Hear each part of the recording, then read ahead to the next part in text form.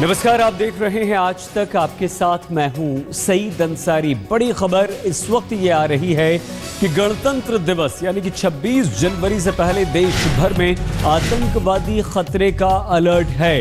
तो 26 जनवरी पर दिल्ली में यह अलर्ट बड़ा है, आतंकवादियों की धरपकड़ चल रही है। और यह खबर दिल्ली से आ रही है क्योंकि अब से कुछ देर पहले यह खबर आई थी कि दिल्ली मेट्रो भी आतंकवादियों के निशाने पर है और दिल्ली मेट्रो पर भी आतंकवादी खतरे का अलर्ट जारी किया गया है। इसके बाद तमाम मेट्रो स्टेशंस के अंदर और बाहर सुरक्षा व्यवस्था और कड़ी कर दी गई है। सुरक्षा को बढ़ा दिया गया है क्योंकि दिल्ली मेट्रो अब दिल्ली की लाइफलाइन बनती जा रही है। काफ़ी लोग दिल्ली मेट्रो से सफ़र करते हैं और दिल्ली मेट्रो में सुबह और शाम के वक्त काफ़ी भीड़ भी होती है। तो दिल्ली मेट्रो पर यह खतरा, आतंकवादी खतरा मंडरा रहा है। एक कार है जिस पर सेना का स्टिकर लगा हुआ है, वो कार गायब है, चोरी हो गई है, जिसका कुछ अता पता नहीं है। लेकिन दिल्ली पुलिस ने उन आतंकवादियों के पोस्टर भी लगाए हैं जिनकी दिल्ली पुलिस को तलाश है और जो आतंकवादी दिल्ली में आतंकवादी हमले को अंजाम दे सकते हैं और नापाक अपने इरादों को पूरा करने की फिराक में हैं। तो दिल्ली पुलिस ने अब ये मुहिम शुरू की है कि उनके पोस्टर जगह जगह दिल्ली में लगाए जा रहे हैं और लोगों से ये अपील की जा रही है कि अगर इनमें से किसी को भी आप कहीं भी देखते हैं, किसी के बारे में, किसी आतंकवादी के बारे में, इन तस्वीरों में दिखाई दे रहे लोगों के बारे में कोई जानकारी आपको मिलती है तो उसकी सूचना तुरंत आपको दिल्ली पुलिस को देनी होगी, देनी चाहिए, क्योंकि ये आपकी, हमारे बच्चों की सुरक्षा से जुड़ा हुआ मामला है। अगर हम दिल्ली पुलिस का साथ नहीं देंगे, अगर हम पुलिस का साथ नहीं देंगे तो पुलिस के लिए मुश्किल होगी। लेकिन अगर दिल्ली की जनता दिल्ली पुलिस के साथ होगी तो काफ़ी आसानी हो जाएगी। तो अलर्ट जारी कर दिया गया है, दिल्ली में आतंकवादी खतरे का हाई अलर्ट।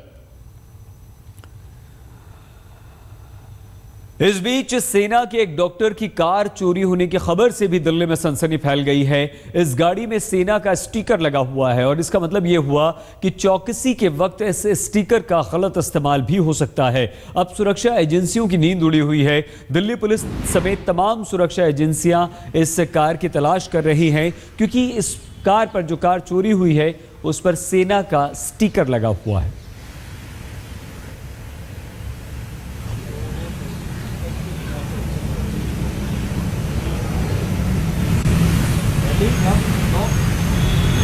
रविवार की दोपहर दिल्ली के लोधी कॉलोनी इलाके से एक सेंट्रो कार की चोरी का मामला सामने आया है। दरअसल ये बहुत ज़्यादा हाई प्रोफाइल मामला है। ये जो सेंट्रो कार थी वो एक आर्मी के डॉक्टर की थी और इस कार पर आगे और पीछे आर्मी का स्टिकर लगा हुआ था। रविवार की दोपहर तकरीबन 12 बजे के आसपास आर्मी के कर्नल डॉक्टर शैलेंद्र सिंह अपनी सेंट्रो कार से लोधी कॉलोनी के इस लोधी गार्डन में घूमने के लिए आए थे। जब उन्हें पार्किंग नहीं मिली तो उन्होंने अपनी सफ़ेद रंग की कार HR 51T6646 को ठीक यहीं पर पार्क किया था और उसके बाद जब टहलने के बाद वो वापस इस जगह पर आए तो उनकी गाड़ी यहाँ से नदारद थी। सबसे बड़ी बात यह है कि उस सेंट्रो कार पर आगे और पीछे आर्मी का स्टिकर लगा है और इस बात ने दिल्ली पुलिस के हाथ पांव पूरी तरीके से फुला दिए हैं। जब अपनी गाड़ी को डॉक्टर शैलेंद्र सिंह ने यहां पर नहीं देखा तो फौरन ही उन्होंने 100 नंबर पर PCR कॉल की। मौके पर पुलिस पहुंची, आसपास के पूरे इलाके में नाकेबंदी की गई, बैरिकेटिंग की गई कि गाड़ी को ढूंढ ले, लेकिन अभी तक उस कार का कहीं भी पता नहीं चला है। कुछ दिन पहले पठानकोट और कांगड़ा के बीच में एक अल्टो कार को लूट लिया गया था जिसकी ड्राइवर की हत्या कर दी गई थी। बाद में उस मामले में दिल्ली पुलिस के कमिश्नर BS बस्सी ने खुद इस पूरे मामले का संज्ञान लिया था। दिल्ली हाई अलर्ट पर है 26 जनवरी के मद्देनजर और इस तरीके से एक आर्मी के स्टिकर लगी कार की चोरी होना अपने आप में दिल्ली पुलिस की सुरक्षा पर एक बहुत बड़ा सवालिया निशान जरूर खड़े कर रहा है। फिलहाल पुलिस इस कार की तलाश कर रही है। कैमरामैन लोकेंद्र पांडे के साथ पुनीत शर्मा, दिल्ली आज तक। दिल्ली में आतंकवादी खतरे को लेकर अलर्ट पर सुरक्षा है, कड़ी सुरक्षा है। लेकिन दिल्ली पुलिस के तमाम दावों के बावजूद दिल्ली आज पत्थर दिल साबित हुई है।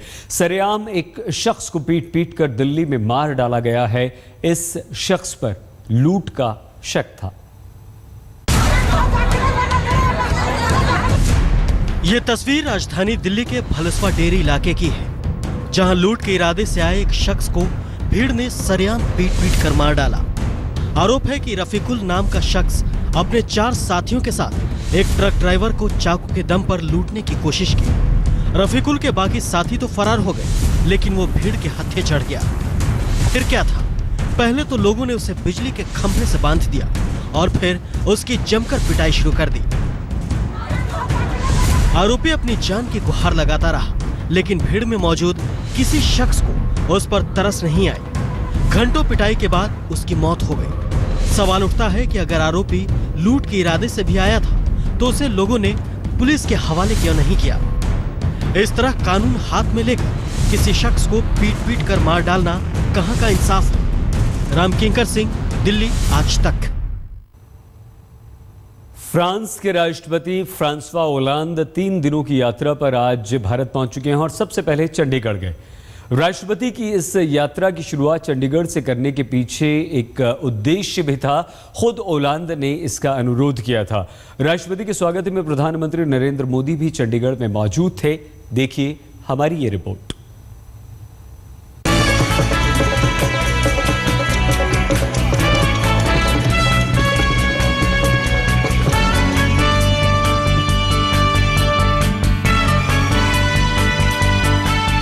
चंडीगढ़ हवाई अड्डे पर फ्रांस के राष्ट्रपति उतरे तो पंजाब की झांकी सज गई।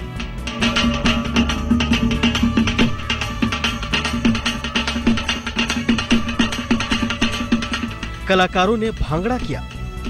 गाजों बाजों से राष्ट्रीय अतिथि फ्रांसवा ओलांद का भव्य स्वागत हुआ। पंजाब और हरियाणा के राज्यपाल कप्तान सिंह सोलंकी ने स्वागत दल की अगवानी की। यहां से वो सीधे होटल ताज के लिए निकल गए। करीब 1 घंटे तक आराम के बाद चंडीगढ़ के रॉक गार्डन में पीएम मोदी से मुलाकात हुई। तस्वीरें गर्मजोशी खुद बयां कर रही हैं।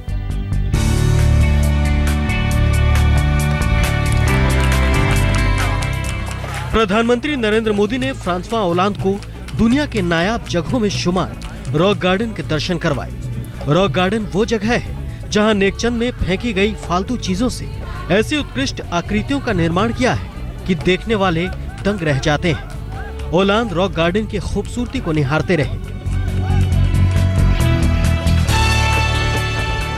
दौरे की शुरुआत दिल्ली की जगह चंडीगढ़ करने का प्रस्ताव फ्रांस सरकार की तरफ से आया था। दरअसल चंडीगढ़ शहर का डिजाइन फ्रांस के वास्तुकार ली कार्बुजियर और एडवर्ड जेनरेट ने तैयार किया था। यही वजह है कि फ्रांस के राष्ट्रपति देश के पहले प्लान शहर के दर्शन किए। गणतंत्र दिवस परेड में मुख्य अतिथि के तौर पर शामिल होने वाले ओलांद फ्रांस के 5वें नेता होंगे। परेड में पहली बार ऐसा होगा जब फ्रांस के सैनिक भारतीय सैनिकों के साथ राजपथ पर मार्च करेंगे। फ्रांस की 9 कंपनियों से ईपीआई का समझौता हुआ। वैकल्पिक और विंड एनर्जी पर भी समझौता हुआ। चंडीगढ़, नागपुर, पुडुचेरी को स्मार्ट सिटी बनाएंगे। भारत फ्रांस में स्मार्ट सिटी पर समझौता हुआ। ऊर्जा के क्षेत्र में फ्रांस के साथ 3 समझौते हुए। चंडीगढ़ की यात्रा के बाद कल सुबह 10 बजे राष्ट्रपति भवन में उनका स्वागत किया जाएगा। इसके बाद 10:30 बजे वो राजघाट जाकर महात्मा गांधी की समाधि पर श्रद्धांजलि देंगे। 11 बजे सुषमा स्वराज से, जबकि 12 बजे हैदराबाद हाउस में पीएम मोदी के साथ उनकी आधिकारिक बैठक होगी। सत्येंद्र चौहान के साथ बालकृष्ण, चंडीगढ़, आज तक। अमित शाह को दूसरी बार निर्विरोध बीजेपी का अध्यक्ष चुन लिया गया है। अमित शाह के सामने पार्टी में किसी और ने पर्चा नहीं भरा। इस बार अमित शाह 3 साल के लिए पूर्णकालिक अध्यक्ष चुने गए हैं, लेकिन अमित शाह के सामने इस बार चुनौतियां भी कई हैं। श्री अमित शाह जी को सर्वसम्मति से राष्ट्रीय अध्यक्ष घोषित करता हूं। ये एक औपचारिकता भर थी जिसे उत्साह से पूरा किया गया और अमित शाह फिर से बीजेपी के अध्यक्ष बने और नारे लगने लगे। गले मिलने का सिलसिला शुरू हुआ, बधाइयां बजने लगी।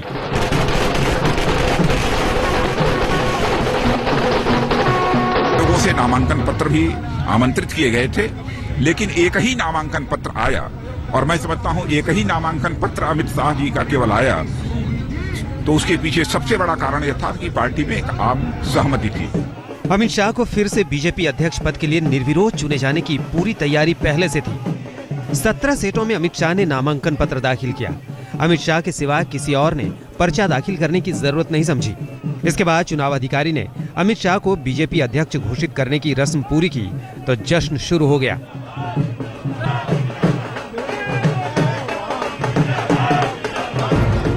प्रधानमंत्री नरेंद्र मोदी ने इस मौके पर ट्वीट कर अमित शाह को बधाई दी। मुझे भरोसा है कि पार्टी अमित शाह के नेतृत्व में नई बुलंदियों पर पहुंचेगी। अमित शाह दूसरी बार भारतीय जनता पार्टी के अध्यक्ष बने हैं। हालांकि 3 साल के पूरे कार्यकाल के लिए वो पहली बार अध्यक्ष चुने गए। इसके पहले अमित शाह 2014 में राजनाथ सिंह के केंद्रीय मंत्री बनने के बाद अध्यक्ष मनोनीत हुए थे। यानी 2016 की शुरुआत उनके लिए अच्छी खबर लेकर आई है। लेकिन आने वाले दिनों में उनके सामने कठिन परीक्षा है, जिनमें से कुछ राज्यों में बीजेपी की संभावना की सकारात्मक तलाश की जा रही है और कुछ राज्यों में नाक की लड़ाई है। रीमा पराशर के साथ अशोक सिंघल, दिल्ली आज तक। साहित्यकार नयनतारा सहगल ने पंडित जवाहरलाल नेहरू की कथित उस चिट्ठी को गलत बताया है जिसमें उनके हवाले से ब्रिटिश प्रधानमंत्री इटली को सुभाष चंद्र बोस को युद्ध अपराधी बताने की बात कही गई थी। नयनतारा सहगल ने साफ कहा कि ये झूठ है। I'm understanding that there has been a controversial document, a letter that claims to have been written by Honorable Prime Minister, former Prime Minister Jawaharlal Nehru on Netaji Subhash Chandra Bose, terming him to be a war criminal, and also explaining what is your take on that? My take on it is that it's a lie. JDU के विधायक सरफराज आलम को गिरफ्तार कर लिया गया है। MLA साहब के साथ 2 और लोग भी पकड़े गए हैं। विधायक पर गुवाहाटी राजधानी एक्सप्रेस में एक महिला से छेड़छाड़ का आरोप है।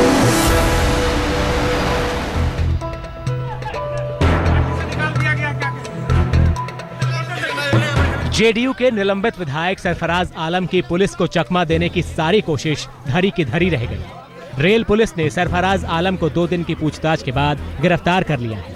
उन पर गुवाहाटी राजधानी एक्सप्रेस में एक महिला से छेड़छाड़ का आरोप है।